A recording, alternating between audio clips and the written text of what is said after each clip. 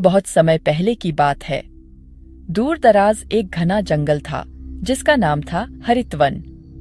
यह जंगल न केवल अपने विशाल पेड़ों और नदियों के लिए प्रसिद्ध था, बल्कि यहाँ के जानवरों के बीच एकता और समझदारी की मिसाल भी दी जाती थी। हरितवन में बहुत से जानवर रहते थे। हाथी, शेर, घोड़ा, बंदर, हिरण, लोमड़ी, खरगोश और कई पक्षी।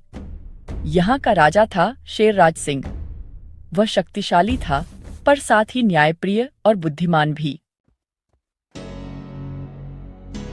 एक दिन जंगल में अफवाह फैल गई कि पहाड़ों के पार से कुछ बाहरी शिकारी जानवर आ रहे हैं जो हरितवन पर कब्जा करना चाहते हैं।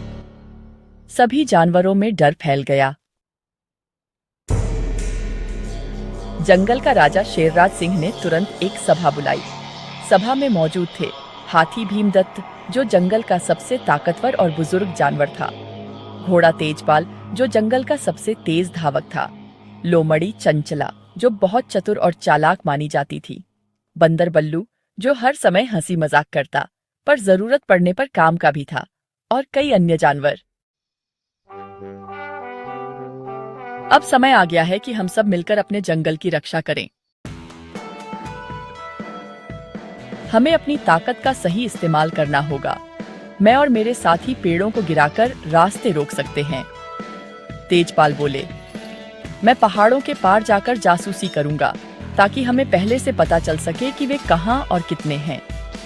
चंचला ने कहा, हमें फंदे और जाल बिछाने होंगे। हम उन्हें जंगल में आने देंगे, फिर चारों ओर से घेर लेंगे।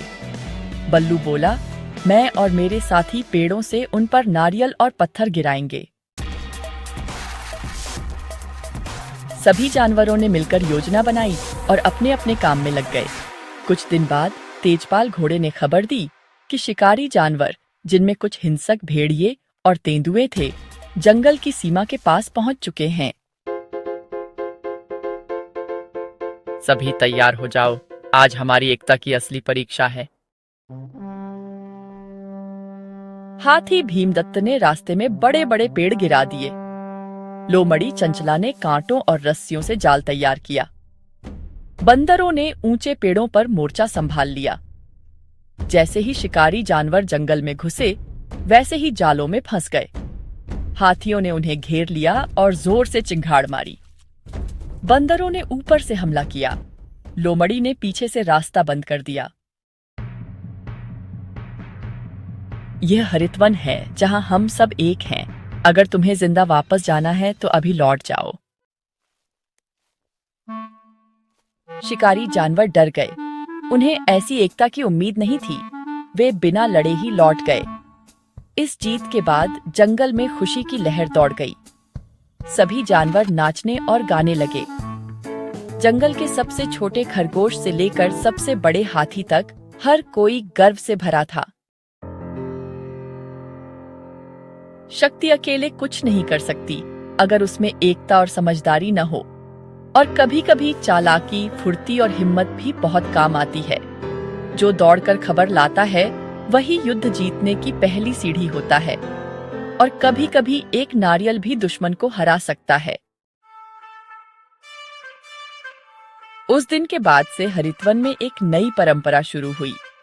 हर महीने जंगल की खुली सभा होती, जिसमें सब जानवर मिलते, बातें करते और एक दूसरे की मदद करते।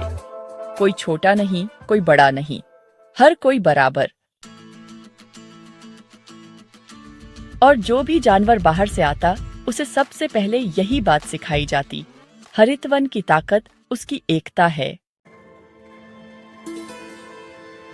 यह कहानी सिर्फ जानवरों की नहीं, बल्कि हम सभी की है।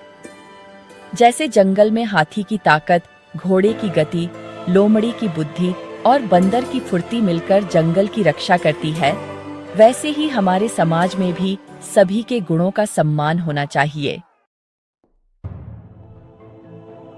अगर हम सभी मिलकर एक दूसरे की मदद करें, तो कोई भी मुश्किल हमें नहीं रोक सकती।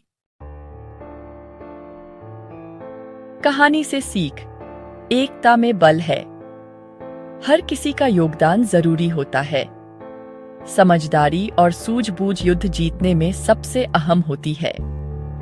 बिना लड़े जीता गया युद्ध सबसे बड़ी जीत होती है।